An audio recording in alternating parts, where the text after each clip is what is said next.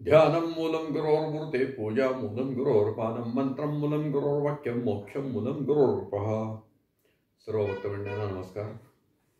मी प्रमोद रेंगे आणि आपण पाहत आहात माझं यूट्यूब चॅनल मोक्षगुरू रामकृष्ण सरस्वती गुरु. मित्रांनो, या ठिकाणी आज मी या मालिकेतला 39वा व्हिडिओ तयार करत आहे आणि आज मी गुरुदेवांचा स्मृतिकामित्व किंवा संकटमोचन या मालिकेतला हा व्हिडिओ करत आहे. आज आपल्याला मी औरंगाबादचे एक भक्त श्री परशुराम पुरुषोत्तम भालेराव यांच्या अनुभवाबद्दल बोलणार आहे.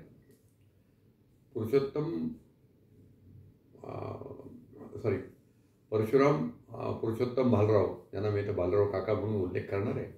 हे भालेराव काका हे खरं म्हणजे पुण्यातच त्यांचं वास्तव्य होतं आणि आमचे गुरुदेवांचे एक थोर गुरुभक्त भिकवणा खासनीस ज्यांनी रामराय महात्म्याची रचना केलेली आहे आणि अनेक काव्य गुरुदेवांवर त्यांनी रचलेले आहेत. त्याचे हे कविस्वरूप भक्त जे भिकवणा खासनीस आहेत, त्यांनी अनेक मंडळांना गुरुचरणाशी आणून सोडले. त्यापैकी हे आमचे बालराव काका. आणि बालराव काकांचा आणि भिकवणांचा स्नेह होता, त्यांचे नातेसंबंध पण होते. जवळ 1958-59 पासून ते गुरुचरणापाशी आलेले आहेत आणि अत्यंत गुरुचरणावर निष्ठा असल्यामुळे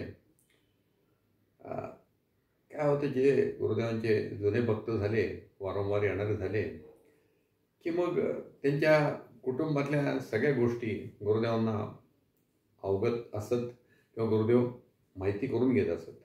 त्याप्रमाणे भालेरावांचंही होतं आणि बऱ्याचशा गोष्टी ते त्यांना देतात. या भालेराव काकांचा आणि गुरुदेवांचा जवळजवळ देहावस्थेतला सहवास हा 40 वर्षाचा आहे आणि त्याच्यानंतर आजपर्यंत ते गुरु सान्निध्यात आहेतच. तर हा एवढ्या मोठ्या अनुभवात त्यांना अनेक अनुभव आले नसतील तरच नवल आहे.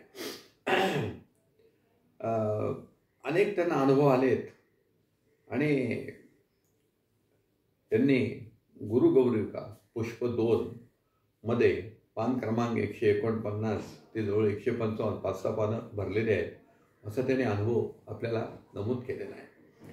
आणि या अनुभवातले मी 2-3 जे अनुभव आज सांगणार आहे, तिथले काही अनुभव मी नंतर पण सांगणार आहे. भालेराव काका यांनी काही खाजगी कंपन्यात ते काम करत होते आणि खाजगी कंपन्यात एक लेबर ऑफिसर म्हणून एक पद असतं आणि त्या लेबर ऑफिसरच्या पदाचं जे काही क्वालिफिकेशन अक्वायर करायचं होतं त्याकरता त्यांना सद्गुरूंच्या कृपेने संधी मिळाली आणि मोठं टाटाचं जे एक इन्स्टिट्यूट आहे तिथे त्यांनी तो अभ्यासक्रम पूर्ण केला आणि त्याच्यानंतर त्यांनी अनेक कंपन्यांमध्ये लेबर ऑफिसर कामगार अधिकारी म्हणून काम केलेलं आहे.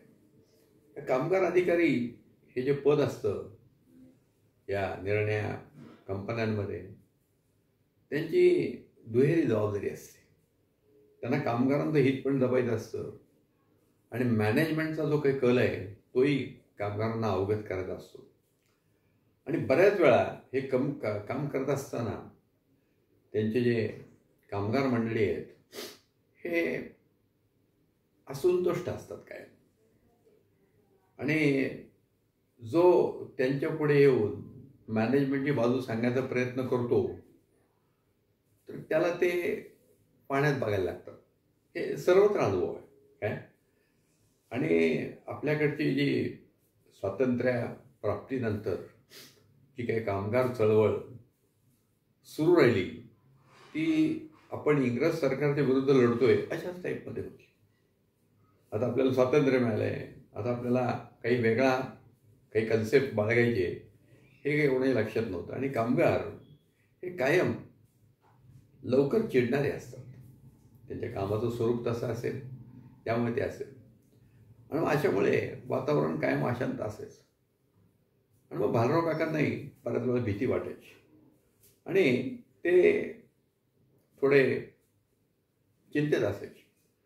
आणि आमच्या गुरुभक्तांना चिंताहरण करण्याचं एक उत्तम साधन आहे म्हणजे आपले गुरुदेवांचं स्मरण करणं. आणि मग कामावर असतानाही त्यांचं स्मरण चालू असायचं. परिस्थिती अशी होती आणि मला वाटतं 1974ला ते एकदा दर्शनाला गेले गुरुदेवांच्या. आणि 74ला दर्शन गेल्यावर त्यांनी दर्शन घेतलं आणि गुरुदेवांनी लगेच विचारलं, का भालराव तुम्हाला हाक मारली का? आता समोरासमोर दर्शन घेत आहे तिथं तर हाक मारण्याचा प्रश्न येत नाही, पण हाक मारली का? आणि मग भालराव काकांनी उत्तर दिलं की मी आपलं स्मरण करत असल्यामुळेच माझं सध्या ठीक चाललंय, माझ्या हाका आपल्यापर्यंत पोहोचल्या म्हणून मी ठीक. म्हणजे भक्त जिथं राहतोय, जिथं काम करतोय तिथं स्मरण करतोय. आणि आमचे सद्गुरू नगरला वास्तव्याला आहे, कायमस्वरूपी नगरलाच होते, कधीतरी इकडे तिकडे जायचे. तर त्या ठिकाणी पुणे असो, औरंगाबाद असो, अहमदाबाद असो, कुठेही तो भक्त असला, या ब्रह्मांड गोलकात तो कुठेही असला आणि त्यांनी स्मरण केलं तर ते गुरुदेवांना कळत होतं. हा त्याचा त्यांनी अनुभूती दिली की तुम्ही मला स्मरण केलंय, तुम्ही हाक मारली आहे तर ती मला पोचलेली आहे. आणि भक्त संकटात आहे, त्याला संरक्षण पुरवलं पाहिजे, हे या श्रीगुरु पदावर बसलेल्या या सर्व सद्गुरूंनी ते अंगीकारलेलं आहे. आणि आमच्या सद्गुरूंनी अंगीकारलं होतं आणि भक्तांचं स्मरण त्यांना ऐकू गेलं आणि त्यांनी भक्त संकटात संरक्षण पुरवलेलं आहे याची जाणीव त्यांनी करून दिलेली आहे. अजूनही 1-2 त्यांचे अनुभव आहेत, ते अत्यंत भावस्पर्शी आहेत. 23 नोव्हेंबर 1992 साली श्री बालेराव यांचा नातू अचानकपणे आजारी पडला आणि त्याला हॉस्पिटलाइज केलं. 70 बाटल्या सलाईन दिलं, इंजेक्शन दिले. 14 दिवस तो अतिदक्षता विभागात होता. आता हा नातू आहे त्याचा आणि आजोबांचं आणि नातवाचं नातं हे फार जवळच आहे. मध्यंतरी एक त्याच्यावर चित्रपट पण आलेला आहे. आजोबा आणि नातू एकमेकांचे कसे मित्र असतात. आणि नातवंडाला काही झालं की आजी आजोबा फार बेचैन होतात, त्यांना चैन पडत. आणि स्वाभाविकपणे बालराव काकांनी सद्गुरूंच्या कानावर त्या गोष्टी घातल्या. त्या नातवाचं ऑपरेशन करायचं ठरलं आणि ऑपरेशन करत असताना त्यांचा जो नातू वाटतं त्याचं नाव कौस्तुभ आहे आणि ते कौस्तुभने म्हणजे मला माझ्या गुरुदेवांचा फोटो जवळ द्या. आणि गुरुदेवांचा फोटो जवळ ठेवला. ऑपरेशनचा दिवस होता आणि 11-11:30 ऑपरेशन हॉलमध्ये त्याला नेलं आणि तासभर ऑपरेशन चाललं आणि त्याच्यानंतर त्याला बाहेर आणलं. सद्गुरूंनी फोन केल्यावर सांगितलं होतं काही काळजी करून आम्ही लक्ष घालतो. त्यामुळे ऑपरेशन अत्यंत यशस्वी झालं डॉक्टरने सांगितलं आणि तोही शुद्धीवर त्यांनी फोटो नमस्कार करून परत केला आणि त्या नातवाला बरं वाटलं. आणि आजही तो म्हणजे त्याने तो लिहिला आहे तर त्याने सांगितलं आहे की आजही माझा नातू खणखणीत आहे. बालराव काका ह्या मला वाटतं 92चा अनुभव आहे.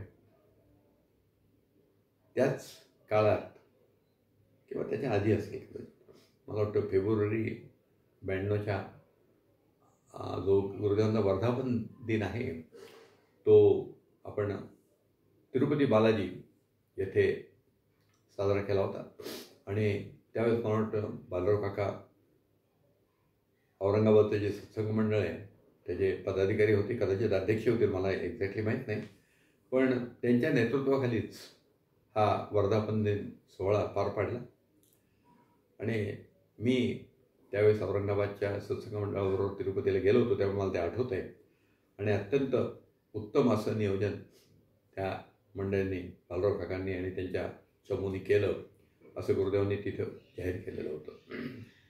तर हा म्हणजे भक्तांवर संकट आलं की ताबडतोब जी गुरुमाऊली धावून येते त्याला आपण स्फूर्तुकवी म्हणणार ना.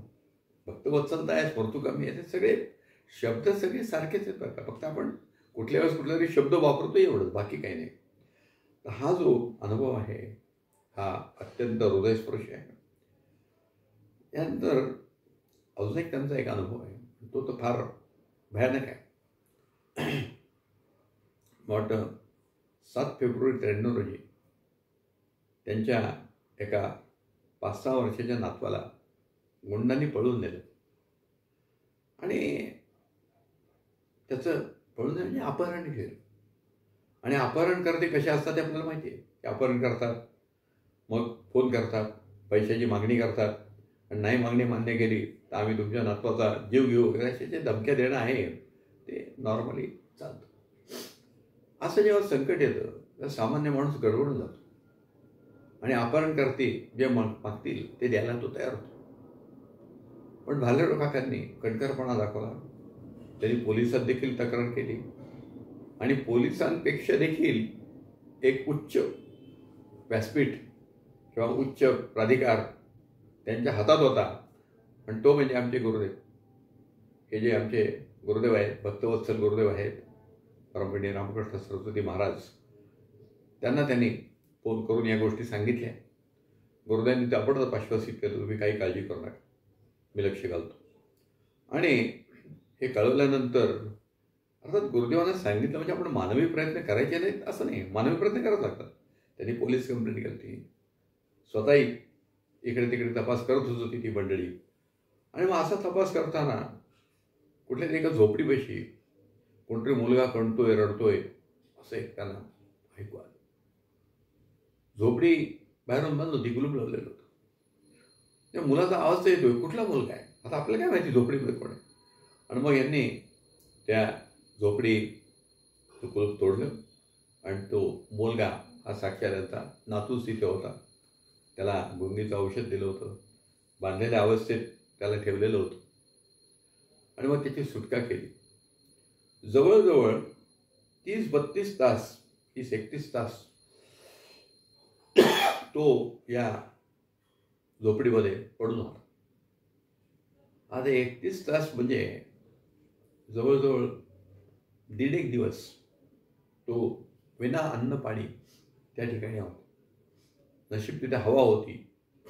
आणि ह्या विना अन्न पाणी अवस्थेत तो 31 तास जगून राहिला. ही केवळ गुरुदेवांची कृपा आहे.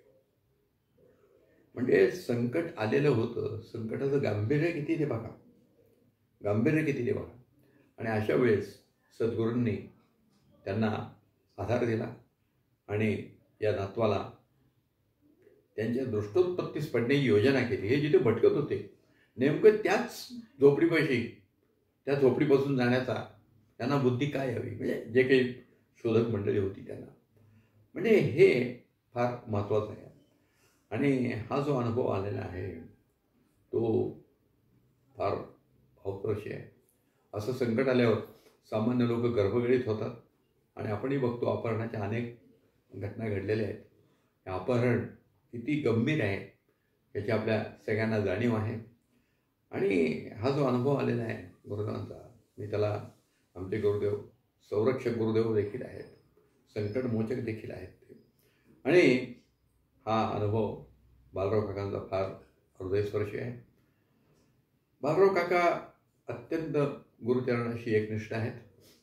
त्यांचं वय 90-95 असेल मला वाटतं.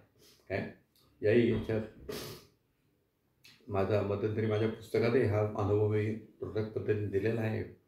त्याच्या चिरंजीवांना हेच सांगितलेलं होतं. हा जो अनुभव आहे हा तुम्हाला कळावा, माझ्या गुरुदेवांचा महिमा कळावा म्हणून आहे.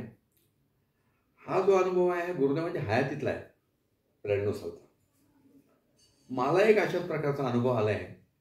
माझ्याकडेही अशाच प्रकारची खंडणी मागितली गेली होती. आणि तो अनुभव मात्र मी पुढच्या काही दिवसात तुम्हाला सांगणार आहे. आणि तो मात्र 2002चा आहे. म्हणजे गुरुदेवांनी 99 साली देह सोडला आहे. त्याच्यानंतर मला जो अनुभव आला आहे तोही मी पुढे कथन करणार आहे. हा बालराव काकांचा स्मृतगामित्वाचा जो अनुभव मी तुम्हाला सांगितला आहे, आता आपण या ठिकाणी थांबू आणि पुढच्या व्हिडिओमध्ये भेटूया. श्री गुरुदेव दत्त.